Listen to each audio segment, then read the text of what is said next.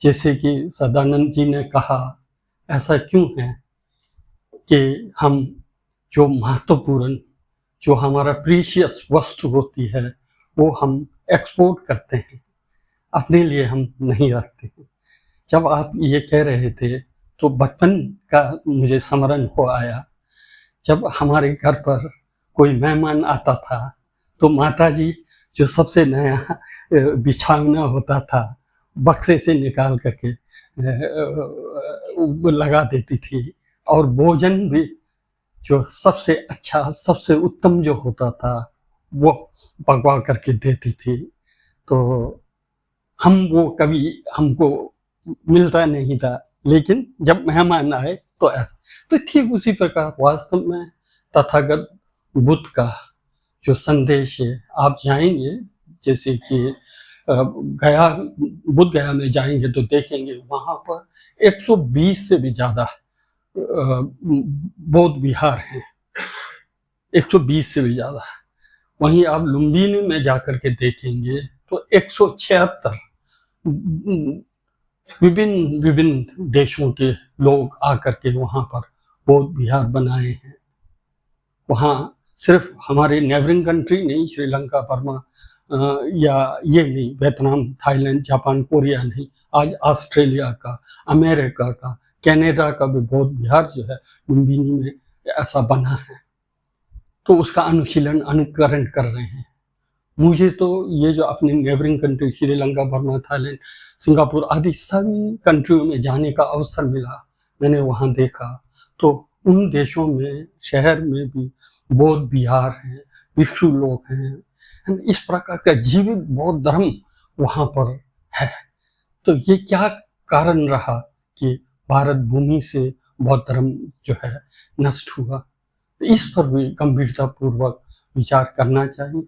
जब आप लोग वहाँ पर जाएंगे, वहाँ पर जो विदेश से लोग आकर के, थाईलैंड से आकर के मंदिर बनाए, चाइना से आकर मंदिर बनाए, जापान से आकर एक संप्रदाय ने अनेक संप्रदाय वहाँ पर भी विहार बनाए हैं, वहाँ ध्यान भावना साधना कर रहे हैं। तो लेकिन बोध गया में आप देखेंगे ऐसा नहीं आपको मिलेगा महाराष्ट्र से आकर के किसी ने बौद्ध विहार बनाया हो, बंगाल से आकर के किसी ने बौद्ध विहार बनाया, ऐसा आपको देखने को नहीं मिला। ऐसा क्यों है? इस पर गंभीरता पूर्वक आप लोग जब जाएंगे तो चिंतन कीजिए, मनन कीजिए। तथागत बुद्ध का शिक्षा क्या था? शिक्षा शील, समाधि और प्रज्ञा की बात करते थे तथागत बुद्ध। तथागत बुद्ध के शिक्षक का सार ही क्या था? शील था, समाधि था, प्रज्ञा था। शील क्या है? जो हमारे अंदर शीतलता लाती है। जब हम राग, द्वेष, मोह आदि के अभिभूत होते हैं, हम सब भूल जाते हैं, तो लेकिन वहीं गर्म हो जाते हैं, है ना, होते हैं। उसको शीतलता क्या? शील शीतलता लाती है। शील की बात करते थे। समाधि एकाग्रता की बात करते थे। प्रज्ञा प्राय उपसर्ग है, विशेष ज्ञान की बात करते थे। विशेष ज्ञान क्या है? हम वस्तुओं को जो है कुटस्थ, नित्य, शाश्वत जैसा मान के बैठते हैं, जबकि वस्तु निरंतर परिवर्तनशील है। उत्पत्ति है, वह है, उत्पत्ति है, वह है।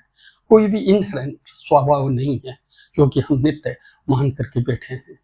सभी वस्तु क्या है? प्रतीत समुत्पात है, एक दूसरे पर निर्भर है, एक दूसरे पर सापेक्ष है, एक के बिना दूसरे का कोई अस्तित्व नहीं है। लेकिन हम मैं करके, हम अहम, स्वकेंद्रित होकर के काम। वास्तव में एक क्षण के लिए सोचिए, यदि आपके पास ऑक्सीजन नहीं है एक क्षण के लिए, आपका अस्तित्व ही कहाँ है? इतना आप जो है दूसरे पर निर्भर है। आप पृथ्वी पर निर्भर है, वायु पर निर्भर है, जल पर निर्भर है। इसके बिना, पंच महाभूत के बिना आपका अस्तित्व ही कहाँ है? और पर के बिना आपका अस्तित्व ही कहाँ है? मैं तो ये अपने बच्चों से बोलता हूँ कि प्राय जब हम एक कप चाय का प्याला पीते हैं तो उस समय हमको गंभीरतापूर्वक चिंतन करना चाहिए कि एक कप चाय जो है कैसे बना, उस चाय पत्ती के पीछे कितने लोगों ने चाय के बागान में, धूप में, बारिश में कठिन परिश्रम करके जो है हमको प्रोसेस के द्वारा आपके टेबल पर चाय पत्ती पहुंचा। और वहीं शुगर किसान ने जो है ईख का पैदावार करके किस प्रोसेस से, किस कठिनाई से, किस खून और पसीना को बह करके आपको उपलब्ध कराया है। आप देखिए, पूरा हम दूसरे पर निर्भर हैं। यदि दूसरा नहीं होते तो हमारा अस्तित्व भी कहाँ, हम कैसे सर्वाइव करते। कल्पना कीजिए, अगर बनारस में आप अकेले हैं, क्या आप सर्वाइव कर सकते हैं? आप रह सकते हैं, जी सकते हैं? तो इसीलिए तथागत बुद्ध ने क्या कहा, यही कहा, सापेक्ष हम एक दूसरे पर निर्भर हैं। एक ही बिना दूसरे का कोई अस्तित्व भी नहीं, एग्जिस्टेंस ही नहीं है। इस चीज को आप लोग स्मरण कीजिएगा। जब आप यात्रा पर निकले हैं, शील पर चिंतन कीजिए, समाधि पर चिंतन कीजिए, प्रज्ञा पर चिंतन कीजिए। तथागत बुद्ध एक राजा होते हुए रंग के रूप में एक भिखारी होना चुना, और इसके चलते जो है स्वार्थ का परित्याग करके आज 2500 वर्ष के पश्चात भी आज जब हम उनका स्मरण करते हैं, हम जीवंत होते हैं, श्रद्धा से हम वशीभूत होते हैं। उस महानता को हमको स्मरण करना चाहिए। क्या आप हम में वैसा अमर होने चाहते हैं? क्या हमारे मृत्यु के बाद भी कोई हमें स्मरण करे, याद करे, ये हम चाहते हैं? यदि हैं तो हमको क्या करना है? इस चीज को तो बहुत ज्यादा समय फिर बोलते रहूंगा तो फिर ज्यादा हो जाएगा। तो इतना पर कीजिए, जहां जहां भी आप यात्रा पर जा रहे हैं, बुद्ध का ऊर्जा वहां होती है ना? जिस साइंस मानती है ऊर्जा कभी नष्ट नहीं होता है, ठीक उसी प्रकार चित्त का भी न आदि है न अंत है, वो भी ऊर्जा की तरह है, कभी नष्ट नहीं होता है, वहां है। बुद्ध साक्षात हैं, आज भी हैं। जिस प्रकार एनर्जी का एग्जिस्टेंस है, उसी प्रकार बुद्ध का अस्तित्व भी है। मात्र हमारे अंदर जो है दर्पण की आवश्यकता है, श्रद्धा की आवश्यकता है, भक्ति की आवश्यकता है। सूरज है आकाश में, लेकिन दर्पण है तो वहां प्रकाशित होगा ना, प्रतिबिंबित होगा ना। आपके पास दर्पण रूपी अगर श्रद्धा और आस्था और भक्ति नहीं है तो नहीं होगा। श्रद्धा पैदा करना है। जब बुद्ध गया में जाएंगे तो तथागत बुद्ध इसी पीपल के वृक्ष के नीचे बैठ करके बुद्धत्व को प्राप्त किया था।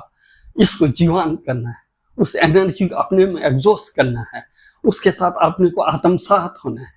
यहीं पर उन्होंने ऊर्जा को लिया था करके, ये सोच के कि जीवित हैं, वर्तमान में बुद्ध हैं करके। ऐसा अगर आप बुद्ध गया में जाते हैं, ऐसा अगर जिएंगे, शरावस्ती में जाते समय 24 वर्षावास उन्होंने वहां किया है। जेतवन मेरे का कथा को सुनिए, अंगुलीमाल का कथा को सुनिए, मृगार माता का स्टोरी मेरे को सुनिए, किस प्रकार का उन लोगों ने जो है योगदान किया। तो उन सब चीजों को स्मरण करते हुए अपने को एक प्रकार से ऊर्जावान कीजिए। शील, समाधि, प्रज्ञा अपने जीवन के साथ आत्मसात करने का चेष्टा कीजिए, प्रयास कीजिए। तब मैं समझता हूँ दुर्लभ मानव जीवन की सार्थकता भी सिद्ध होगी और आपका चरित्र विक्रय का यात्रा भी मीनिंगफुल होगा।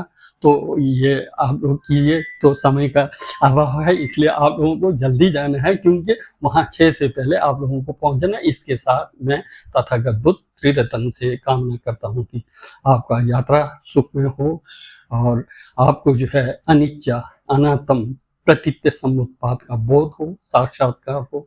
इसकी मैं कामना करता हूँ। आप सब यात्रा में करना। धन्यवाद।